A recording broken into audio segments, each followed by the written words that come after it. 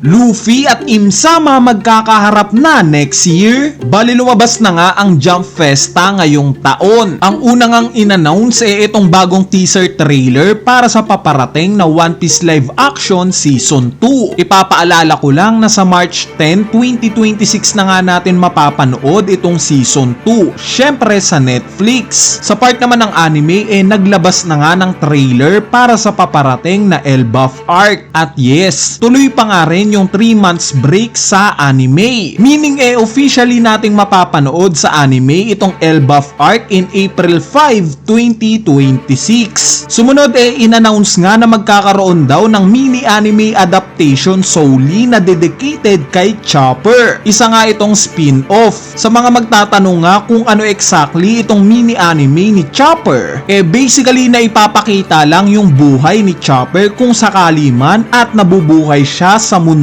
natin. Kaya naman abangan nga natin ito. As per reports nga sa January 5, 2026 na daw ito ipipremiere. Sa part naman ng movie para sa One Piece wala ngang exactly na nabanggit ukol dito kung ano bang title o kung ano possibly yung tema. Pero kinumpirma nga na merong ginagawang movie. So base naman sa pattern ng mga movie netong One Piece na kada 3 taon o 4 na taon na susundan, supposedly nga na magkakaroon tayo ng movie ngayong 2026. Since yung huling movie pa nga na Film Red in 2022 pa na i-release. Kung ako nga ang tatanungin syempre gaya ng maraming fans, God Valley Incident movie nga rin yung nais ko. In fact kung bibilangin nga natin yung mga episodes na lalabas next year, sasakto nga yung bilang para sa God Valley Incident movie. Dahil as per reports nga 26 episodes na lang ang i-release ng anime kada taon. At since nabanggit rin na 1 chapter per episode na nga ang ilalabas sa anime, sasakto nga ito. Dahil alam naman natin na yung huling episode na lalabas this year yung episode 1155, kung saan saklaw neto yung chapter 1126. At kung 1 chapter per episode nga ang magiging pattern ng anime next year, ang ibig sabihin lang sa chapter 1152 magtatapos itong anime. Sakto dahil sa chapter nga na to mag-uumpisa yung flashback ni Loki patungkol sa idol niyang si Rox D. Sebek. Meaning similar sa ginawa ng Demon Slayer na ginagawa nilang movie yung ibang part ng episodes nila. Maaari nga rin itong gawin ng One Piece this time sa pinaka-hype na bakbakan sa history, ang God Valley Incident. Bali para sa inyo ba? Agree din ba kayo na gawing movie itong God Valley Incident? Kung may suggestion nga kayo, i-comment nyo na yan sa ating comment section sa ibaba para mapag-usapan natin yan.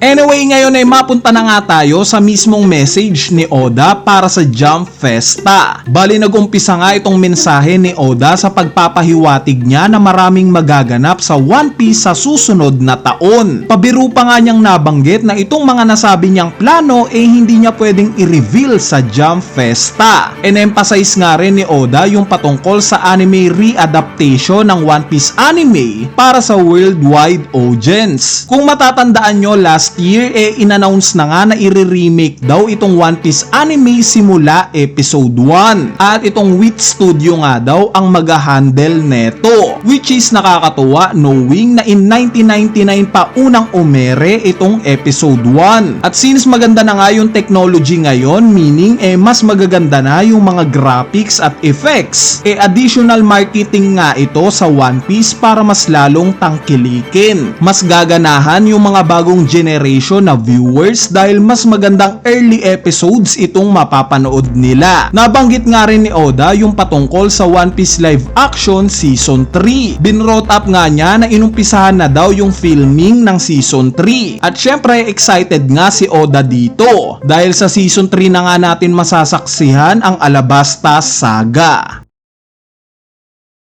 At finally, itong message ni Oda para sa manga. Nag-umpisa nga ito sa pagbabanggit niya ng mga naganap sa manga ngayong taon. In-emphasize nga niya yung napakahabang flashback daw o glimpse sa history. Obviously, yung context nito yung nangyaring flashback ni Loki na included itong God Valley incident. Dahil nga daw sa flashback na to, sigurado si Oda na nag-iba na daw yung perspective natin sa Elbaf. Which is I agree. Dahil bago nga mag-flashback, inaakala nating plain and simple lang itong mga giants ng Elbaf. Pero pagtapos nga ng flashback at malaman nating grabe pala yung ipinaglaban ni King Harald para sa nasyon na to, same as sa mapait niyang sinapit sa kamay ng world government, nag-iba na nga yung perspective natin sa Elbaf. Additionally, napatanong nga si Oda kung mapupuntahan na daw ba natin next year itong isla na tanging crew lang ng Pirate King ang nakapunta. Ang tinutukoy nga niya dito yung isla ng Laugh Tale. Meaning somewhat na kumpirmado na pagtapos mapuntahan nila Luffy ang Laugh Tale,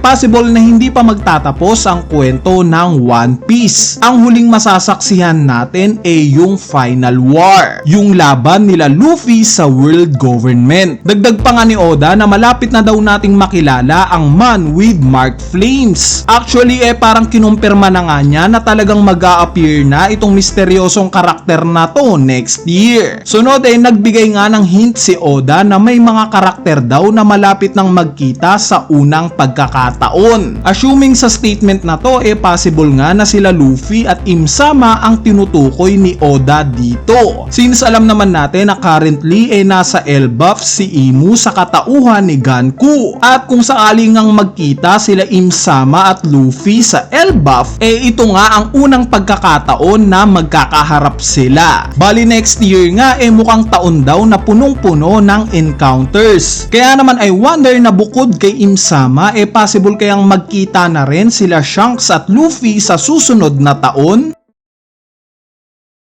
At ang huling mensahe nga ni Oda inassure niya tayo na pangangalagaan niya daw yung kalusugan niya nang sa ganon sama-sama nating matatapos ang kwento ng One Piece. Bali ayan na nga yung mga impormasyon sa Jump Festa para sa 2026. Kung sakaling natripan nyo nga itong napanood nyo, wag nyo nang kalimutang pindutin niyang like button dahil napakalaking tulong na nga niyang like nyo para sa ating channel. At syempre idamay nyo na rin yung subscribe button dahil konting-konti na nga lang at malapit na tayo sa 1 million subscribers. So yun lang, peace!